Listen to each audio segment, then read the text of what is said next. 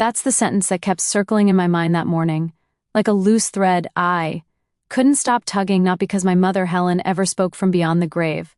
No, I don't believe in voices, drifting through the wind or shadows whispering secrets. But some calls don't come from sound.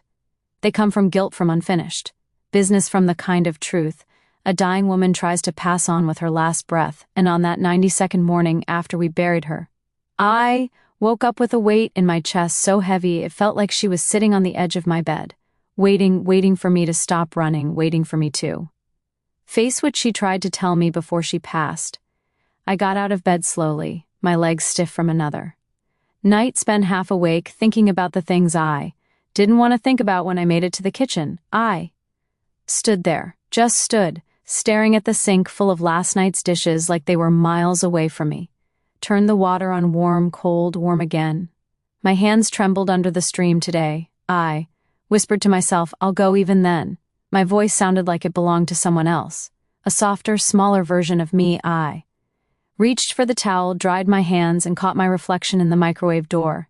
My hair was still pinned the way I used to wear it when I took care of Mom. Old habits cling to you, even after the world changes. 3 months, 92 days. And I still felt like I hadn't said goodbye, or maybe I hadn't accepted what I already knew. My mother died holding a secret, and she left it for me to uncover before everything. Before the notebooks, before the bank slips, before the anger and the heartbreak. My life was plain, predictable, in the kind of way that makes you think nothing big could ever happen to you. My name is Grace Porter, and I lived the kind of life you'd expect from a 53-year-old woman in a small American town. Morning coffee, quiet house bills, in a neat stack on the counter, a pantry full of things. Only I remembered to buy my husband Michael. Left for work early every morning. He wasn't a bad man, just tired. Life has a way of wearing people down unevenly, and with Michael, the wear always showed in the silence between us. He'd kiss my cheek, not the lips, and say, "Don't wait up." I never did. Our daughter Emily lived 2 states away and called when she could, mostly rushed calls during her lunch. Break. Mom, are you eating enough? Mom, you sound tired. Mom, I'll visit soon. Okay, soon, always soon. And then there was my younger brother, Daniel. Daniel was the golden boy growing up. Mom used to say he was the blessing she prayed for, while I was the one she leaned on, the one who held the house together when her health started slipping, the one who sat beside her every doctor's appointment, even when she pretended she didn't want fussing.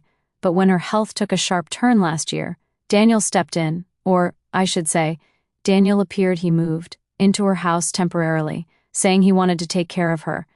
Everyone praised him. There goes Daniel, such a good son. Grace, you must be so grateful. For a brother like him, you're lucky, honey. Not all siblings step up like that. I smiled, nodded, agreed. I wanted to believe he was doing it from the goodness of his heart. But mothers know their children, and daughters know their brothers even when they pretend not to. Looking back, I see it clearly, the little changes, the small hesitations, the questions Mom asked me that I didn't want to understand. But at the time, I was too tired, too overwhelmed, too hopeful that everything wasn't what it seemed. The morning everything shifted. Started like any other. The kitchen was quiet except for the soft hum of the refrigerator. Michael had left earlier than usual, leaving half a slice of toast uneaten. He never did that. The man treated breakfast like a ritual, sat down with a cup of coffee, cradling it in both hands, letting the heat steady me across the table. Sat something I had ignored for 3 months. My mother's old blue spiral notebook. She always kept it with her grocery lists, dates for appointments, random thoughts, quotes. She liked tiny notes about recipes she wanted to try when she passed. The notebook was placed in my hands for Grace. That's all, the nurse said. I carried it home, set it on the table, and never opened it. Not because I didn't care, but because I did. Too much. I feared what she might have written, feared it might be a goodbye letter, feared it might be a confession, feared it might confirm the one thought I tried so hard to push away, that something wasn't right during her final months, something involving Daniel. Feist took a slow sip of coffee, staring at the notebook like it was a locked door in a quiet house. Then my phone buzzed. A message, unknown number, just one line. You should visit her. My heart dropped. No name, no punctuation, no explanation. I swear the kitchen felt colder after that, like someone had cracked open a window. I didn't notice I placed the phone down and reached for the notebook. With shaky hands, I ran my fingers over the cover. The edges were worn from her thumbs. The ink from her name, Helen, had faded into a soft bluish-gray. I opened it, and the very first page stopped my breath in my throat. It wasn't a list of groceries, it wasn't her handwriting practice. It wasn't old recipes. It was a table, neat organized dates, amounts, withdrawals, bank account numbers. And then, written at the bottom, in the shaky handwriting she had the week before she passed, Grace, ask Daniel just those 3 words, my brother's name. My pulse hammered against my ribs. The room felt too still, too quiet. I closed the notebook slowly, almost gently, like it might break if I handled it wrong, Mom. I whispered into the empty kitchen. What were you trying to tell me? And in that instant, I knew she wasn't calling me to her grave for closure. She was calling me for the truth she trusted only me to uncover. I stood up, grabbed my coat, and walked toward the front door. After 92 days, I was finally going to her.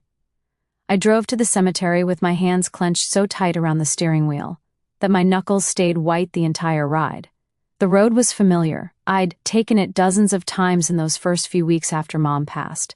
But something about today felt different. The cold February air pressed against the windshield. Like a warning, the sky looked drained, washed out, the way grief looks after months of pretending to be strong. The cemetery gate creaked as I pushed it open. That sound, it always made my stomach twist, as if each visit demanded a piece of me in exchange. Her gravestone sat under a bare oak tree, the branches stretching out like tired arms. Helen Porter, 1954 to 2024, loved beyond words. I set my purse down in the damp patches of grass, pulled my coat tighter, and lowered myself onto the little stone bench Michael had installed after the funeral. I sat there, staring at her name, tracing the letters with my eyes, waiting for something. Why had someone sent that text? Why now? And why, of all places, was this where they wanted me to go? I placed a hand on the gravestone. Mom, I whispered, my breath fogging the cold air. I opened the book. A gust of wind swept past, making the oak branches rustle. It wasn't a sign, not in the magical sense, but something inside me shifted. 3 months of grief had felt heavy, but this was a different weight. Guilt, fear, suspicion. I wanted to believe that Daniel, the brother I defended all my life, would never do anything to hurt her. But then why that notebook? Why those numbers? Why her warning? And what had she meant by ask Daniel first?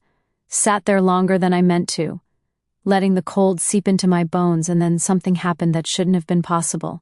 My phone buzzed. Same number, same message. Have you visited her? My heart stopped for a beat. Someone was watching me, or at least knew where I was. I stood up slowly, scanning the empty cemetery. Just graves, just wind, just silence. I typed back with trembling fingers, "Who is this?"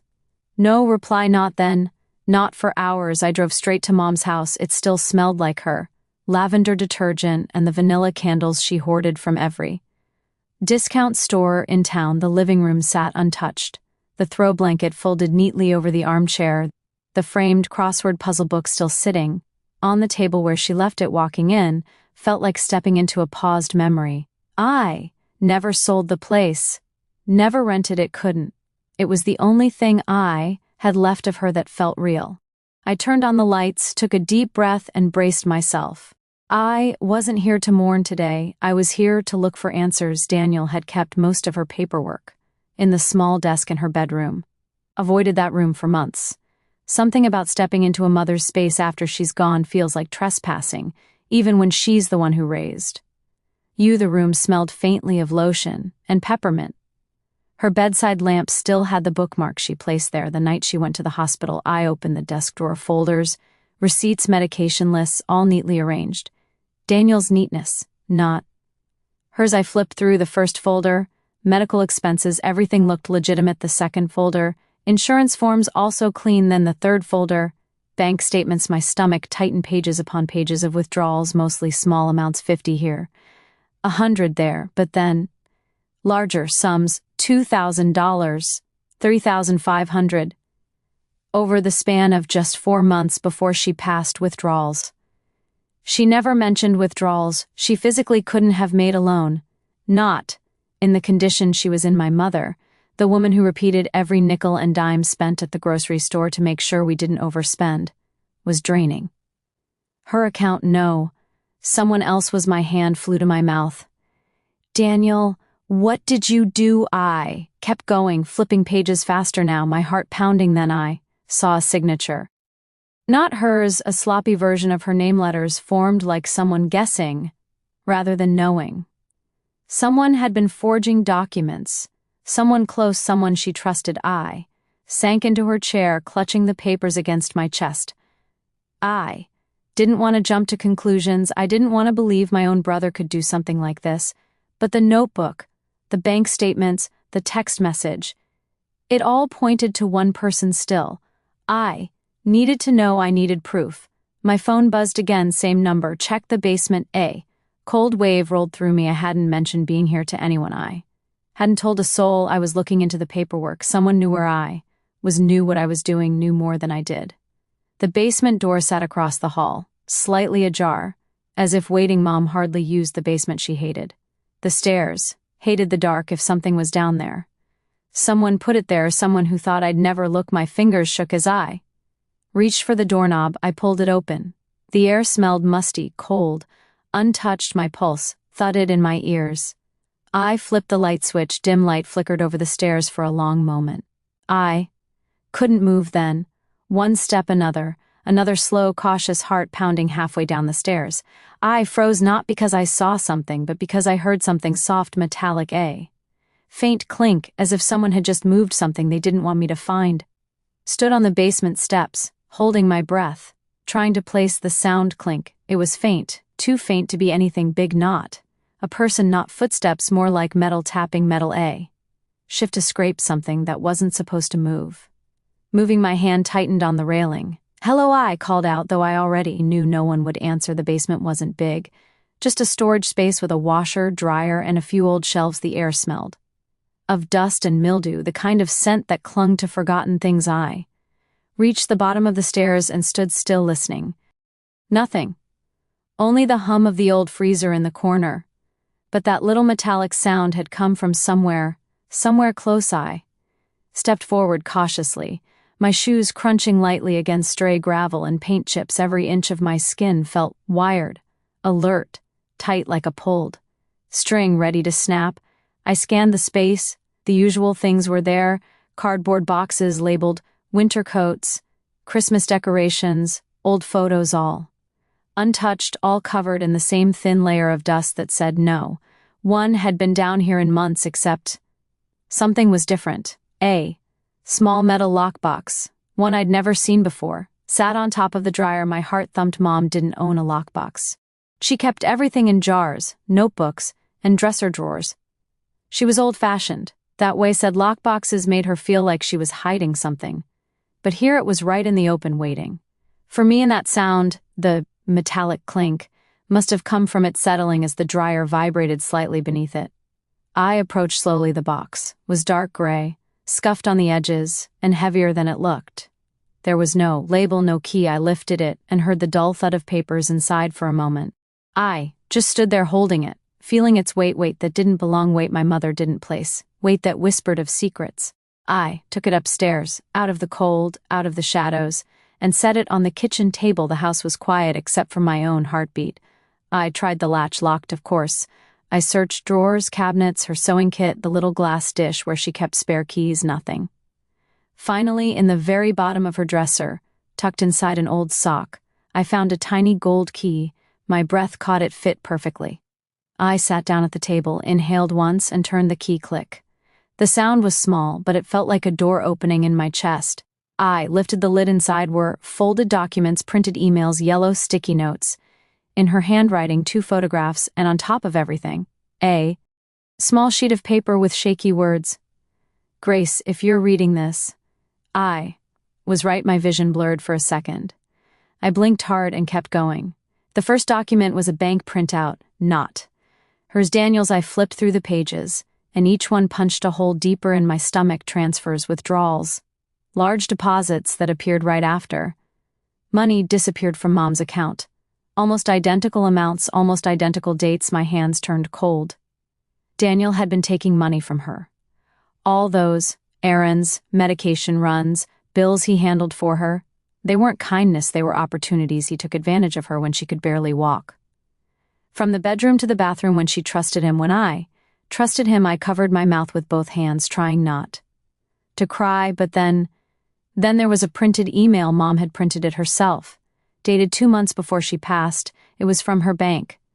"Mrs. Porter, we cannot approve further withdrawals without your signature. Please contact us below." It was her handwritten note. "Grace, he's doing something." I tried to stop it. My chest tightened until I could barely breathe. How long had she fought this alone? How long had she suspected her own son was stealing from her? How long had she hoped I would see it on my own? And then I saw the photographs, 2 pictures. One of Daniel standing at an ATM. One, Mom never used his head turned slightly enough to see his face. The timestamp matched the withdrawals.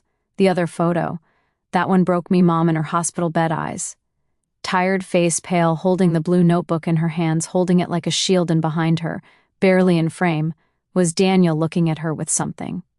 I couldn't name: guilt, annoyance, impatience. I couldn't tell, but it wasn't love. I knew that much. My breath shook as I placed the photos down. She knew what he was doing. She left the clues for me.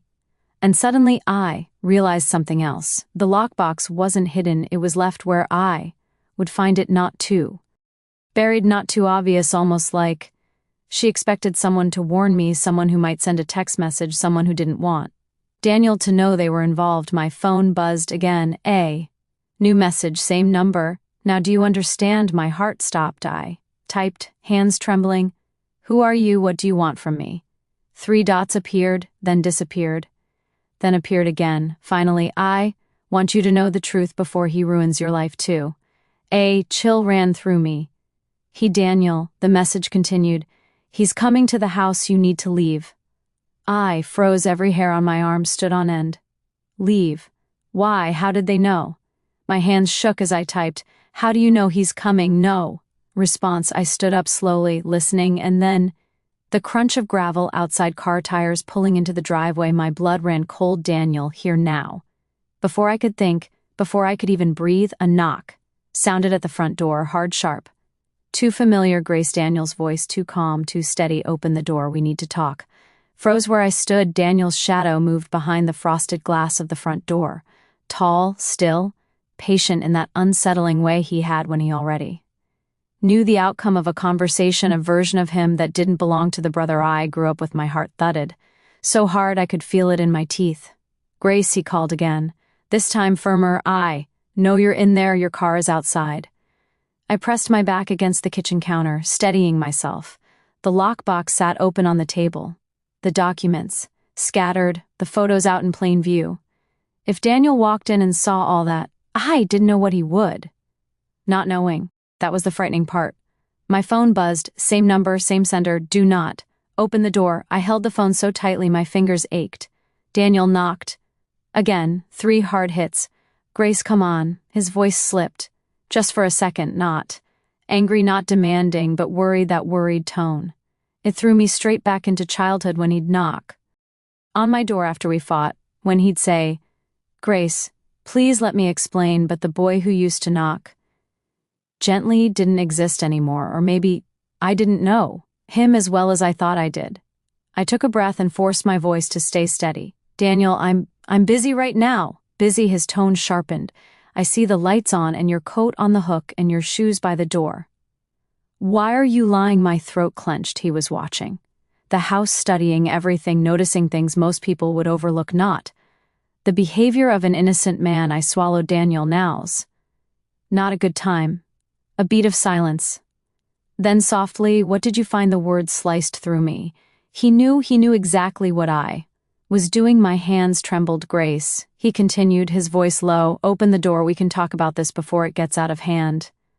Out of hand. My breath hitched. A hint of panic spread through my chest. What did he think I would do? What did he fear I had already done? My phone buzzed again. "Go to the back door, leave quietly." Another message right after, "He will not let this go." A cold shiver crawled up my spine. Whoever this person was, they weren't guessing. They knew Daniel's behavior intimately, but how someone who'd seen him, worked with him, lived near him, or someone from Mom's life. I grabbed my purse, slipped the papers into it quickly, and tiptoed toward the back door. Daniel's voice followed me through the hall. "Grace, you're scaring me now." It was almost convincing but I heard the edge beneath it, the tension, the urgency, the fear that I had uncovered the truth. I stood at the back door, hand on the knob, debating every memory of Daniel flashed through my mind. The way he carried Mom to appointments, how he brought her flowers every Sunday, how he promised her he'd take care of everything, and then the bank withdrawals, the forged signatures, the money missing, her photos, her shaky notes. Her final message, "Grace, ask Daniel." My decision made itself. I slipped out the back door, the cold air slapped my face as I stepped into the yard. Dead leaves crunched beneath my shoes. I kept close to the side of the house, heart pounding, praying Daniel wouldn't hear behind me. The front door rattled. He was checking it, testing it then. A loud thud, he pushed harder. "Grace."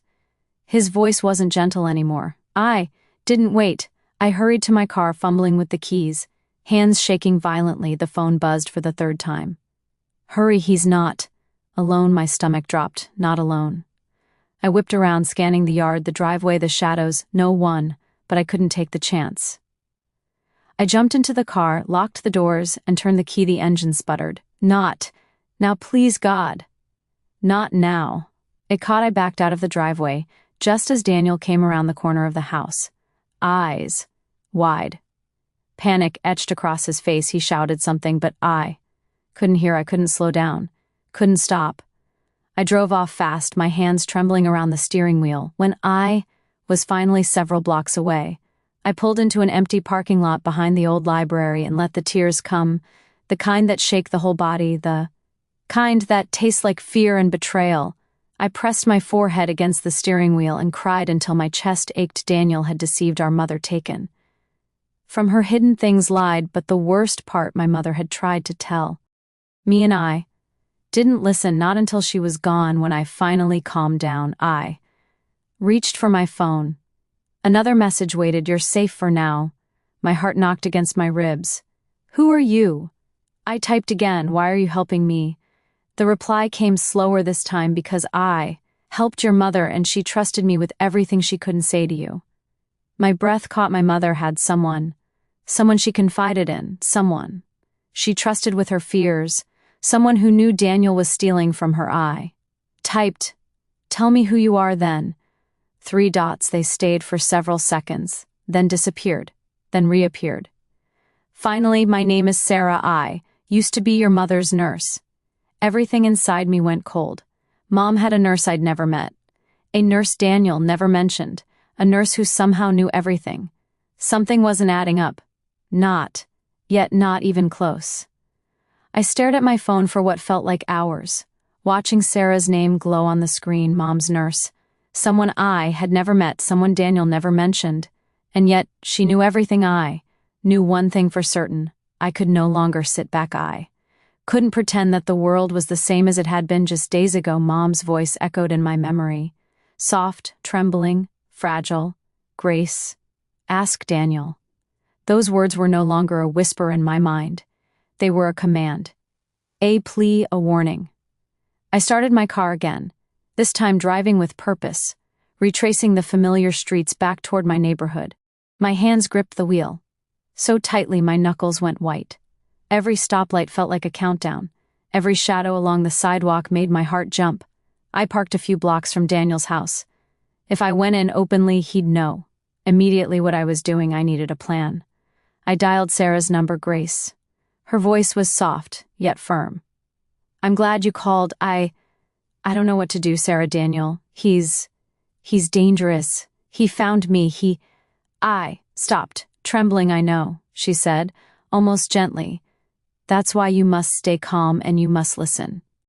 Carefully, I took a deep breath, the smell of gasoline and the autumn air mixing in my lungs. "I'm listening," I whispered.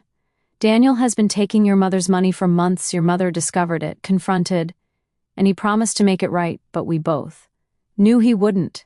He's clever, manipulative, dangerous." If cornered, her words hit like a punch to the gut. My stomach lurched. I could feel Mom's disappointment, her exhaustion, even from beyond the grave. What do I do? I can't go to the police yet. Not without proof, and if he suspects, he'll destroy everything, I said, voice breaking. Then you gather proof, slowly, carefully. Don't confront him yet, let him feel secure while we collect the evidence we need. I have copies of some documents, too. Mom's journals, letters she wrote in secret, they'll help. I nodded, though she couldn't see me. I felt a strange mix of fear and determination rising inside me. Mom's voice was clear now, not a whisper, but a command from the grave. Grace, protect what matters. Don't let him get away with it. Over the next few days, my life became a careful balancing act. I pretended to return to normal, groceries, work, calls from neighbors, but every moment I wasn't visible, I was gathering evidence, documenting bank withdrawals, taking photos of letters Daniel had left out, noting his comings and goings every time Daniel walked past me in the neighborhood. My stomach knotted. His smile, casual and familiar, was terrifying. The man I once trusted, the brother I grew up with, was now a stranger, and yet he hadn't discovered my silent investigation. Sarah guided me through it step by step.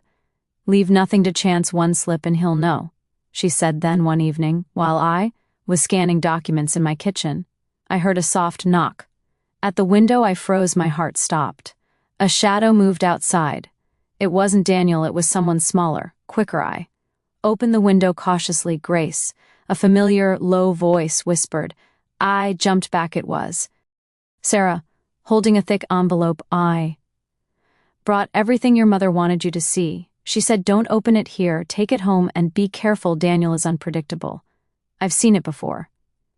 I took the envelope with trembling hands, feeling the weight of my mother's secrets pressing against my chest. That night, alone in my apartment, I opened the envelope. Inside were Mom's journals, detailed accounts of Daniel's deception, her suspicions, the little withdrawals he had made, letters she had hidden from him, even photographs of bank statements and receipts. Tears blurred my vision. Mom had tried to protect me, to warn me without putting herself at risk. She had been so brave in her final months, silently keeping watch over what she loved most. I read every word, every line, every handwriting loop, every note she had left in margins. I felt her presence beside me, sad, determined, loving. The next morning, I called Daniel. Daniel, I said, trying to steady my voice, we need to talk. He didn't ask why. He didn't hesitate. That was unusual, where he asked casually, almost charming. I swallowed, feeling the tremor in my chest. At Mom's grave, I said. There was a pause, then he said, I'll be there. As I drove to the cemetery, the autumn wind whipping through my hair, I felt a strange mix of dread and resolve. Every step I had taken over the past weeks had led to this moment. The confrontation with Daniel was inevitable, but I was no longer the same girl who had ignored Mom's warning. I was armed with truth, with evidence, and with the quiet strength my mother had instilled in me. I parked near the cemetery and walked toward her grave, feeling the crisp leaves crunch underfoot. Daniel's figure appeared from behind the headstones, calm, composed, but his eyes were sharp, scanning me, searching for weakness. I took a deep breath, my mother's voice echoing in my mind. Grace, protect what matters. And I was ready. Daniel stepped closer, the autumn sun glinting off his watch. He looked calm, as though this was some ordinary meeting in the park, not a confrontation he should have feared. I felt the weight of Mom's grave behind me, a silent witness to what was about to unfold. I assume you know why I asked you here, I said, keeping my voice low but steady. His lips curved into that familiar smirk. Grace, you worry too much. Your mother's memory shouldn't be used as leverage.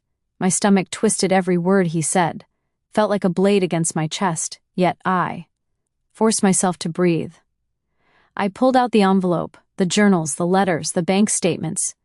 Do you know what I found, Daniel? Do you know what she recorded? Every withdrawal, every lie, every promise you broke. He stiffened, just slightly, just enough for me to know he felt it. I trusted you, I whispered, though my voice was almost drowned by the wind rustling through the trees.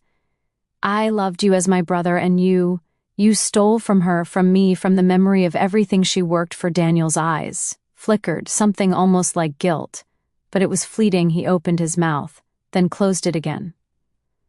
You think you can scare me with some papers, he said. Finally, his tone sharp grace. You don't know what you're messing with. I held the envelope tighter. Oh, I know exactly what I'm messing with, and I'm done pretending I didn't see it. You're going to make this right, Daniel, or the world will know. His eyes narrowed for a moment. He looked like the man I once called family, the little brother who always wanted to impress, who could be stubborn and reckless. But that boy was long gone. I handed him a copy of Mom's journals. I've already made copies. Daniel, friends, neighbors, even your work colleagues. They'll all know what you've done. If you don't, step up. This isn't just about money, it's about integrity, about respecting the family that raised you. He clenched his fists. I could see his mind racing. You wouldn't dare, he said, almost a whisper. Would, I said, because Mom trusted me to protect her, and I will. For a long moment, he said nothing, then he nodded. Slowly, not a triumphant nod, not a proud one, a nod of resignation. We went through it step by step. The restitution, the apologies, the promises documented. In writing, it was meticulous, exhausting, and yet strangely satisfying. I felt the tension in my shoulders ease just slightly. Daniel wasn't out of the woods, but he couldn't deny the truth anymore by the time we parted. The first chill of evening settled over the cemetery. I looked down at Mom's grave, the flowers she loved swaying gently in the wind. I whispered, I did what you asked, Mom. I protected what mattered. I hope you see that. The next day, a quiet ripple began in our neighborhood. I didn't go looking for gossip, but neighbors and distant relatives began asking questions. Some subtle, some direct. Mom's journals and the evidence had done more than confront Daniel. They had cleared the path for accountability. Daniel faced consequences quietly, but inevitably at work. He was reprimanded once. His misappropriations were discovered. Friends who once shielded him began to distance themselves. He wasn't humiliated publicly. Mom's memory deserved dignity, but he could no longer hide behind charm or lies. And me, I felt a strange, weightless relief, not revengeful satisfaction, not vindictive triumph. Simply a sense that the scales, though imperfect, were finally balanced. Sarah reached out again, this time with a quiet message. She would be proud you honored her. I typed back, my fingers trembling. I hope so. I tried. Over the following weeks, I noticed subtle changes in the neighborhood. People treated Daniel differently now, but not cruelly. They treated him cautiously, expectantly. He had to earn their trust again, and I began to breathe easier. I could sleep without the fear gnawing at me every night. Mom's presence felt less like a whisper in my ear and more like a gentle hand resting on my shoulder. There were still moments of grief, of anger, of longing. But I had learned something Mom always knew. Courage isn't loud, it isn't violent. It is quiet, patient, and unwavering. And in protecting her, I had found a strength in myself I didn't know existed. The first morning I woke without dread, felt like sunlight through a crack in a shuttered window. I brewed coffee in the quiet kitchen, the aroma mingling with the faint smell of Mom's lilies that still lingered in the living room for months. I hadn't been able to drink my coffee in peace now. I could sip it slowly, feel its warmth spread through me, and, just for a moment, let myself feel safe. I walked through the house, touching the familiar surfaces, the worn wooden banister she loved to polish, the faded armchair where she would sit and hum softly. While knitting, everything was still hers, though her presence was no longer. And yet I felt her in the way the sunlight struck the walls, in the quiet hum of the refrigerator, in the gentle creak of the floorboards. Life slowly resumed its rhythm. I went back to work with a lighter heart, though the memory of the confrontation with Daniel lingered. Not as fear, but as a quiet reminder of boundaries. I now understood. I set new rules for myself. Small, personal acts of strength, paying bills on my own, deciding on furniture without second-guessing, even planting Mom's favorite roses in the garden. Sarah and I became closer than ever. Our Sunday afternoons transformed into ritual, tea, pastries, and long conversations about everything and nothing. She would remind me to laugh, to live, to remember Mom not with grief alone but with the love she had given us one afternoon. I found myself at Mom's grave again. The sun was low, casting long shadows across the cemetery. I knelt beside her headstone, brushing the soil from her favorite lilies. "Mom," I whispered, "I've made it through. I did what you asked." I stood up and I kept our family's honor. I closed my eyes, imagining her smile, imagining her hand on mine. The ache in my chest softened. It wasn't gone, of course. Grief never fully disappears, but it no longer controlled me over time. I allowed myself to remember the small, tender moments we shared without the shadow of fear or betrayal the way she would. Hum in the kitchen, the way she always left an extra cookie for me, the way she believed, without question, that I could be brave when it mattered. Those memories became my quiet refuge. Daniel reached out occasionally, cautiously, trying to rebuild a bridge I wasn't ready to cross completely, but I noticed the change in him. Slow, hesitant, deliberate. I forgave him, not because he deserved it, but because I had to free myself from holding his guilt like a stone in my chest. Forgiveness didn't erase what happened, but it released me from the trap of lingering. Anger life continued, imperfect and messy, but real. I learned to celebrate small victories, hosting a quiet dinner with friends, planting new flowers in the yard, or simply waking up without the shadow of dread. I let myself smile again, genuinely, without feeling guilty for laughing while Mom could not. And sometimes, when the wind rustled through the trees at the cemetery, I would imagine her standing beside me, nodding, proud and serene. Those were the moments I realized her guidance never truly left me. It was in every choice I made, every act of courage, every quiet moment of reflection. Mom's legacy had always been more than the material things she left behind. It was the values she instilled, the lessons she whispered in small daily ways, honesty, courage, patience, and love. Through her absence, I had learned to carry them forward, not just for myself, but for the people around me who still needed me to be strong. By the time the roses I planted bloomed in spring, I finally felt whole again. I could face the world with the quiet confidence she had always believed I had. I could honor her without being consumed by grief. I could live fully, and that, I realized, was the greatest tribute I could ever give. Standing at the grave one evening, I took a deep breath and whispered, "Thank you, Mom, for everything, for trusting me, for teaching me how to be brave." The breeze picked up, carrying the scent of lilies and fresh earth, and in that moment I felt her, not as a shadow, but as a warm, guiding light. And I knew that finally I had found peace. Sometimes life asks us to stand in places we never thought we could, places of grief, of betrayal, of quiet courage we didn't know we had. I stood at my mother's grave 3 months after her funeral, trembling not from the cold but from the weight of responsibility she left me. I had to protect her memory, her legacy, and in doing so I discovered a strength I never imagined existed within me. I share this story not because I want sympathy, but because I want to remind you, even in the hardest moments, even when it feels like the world has turned its back on you, your choices matter. Integrity, honesty, and courage aren't always loud. They're quiet, consistent, and deeply human. If there's one lesson I've learned, it's that holding on to anger and grief can weigh us down, but letting go, forgiving when it's hard, and standing up for what's right allows us to move forward. It's not about erasing the past.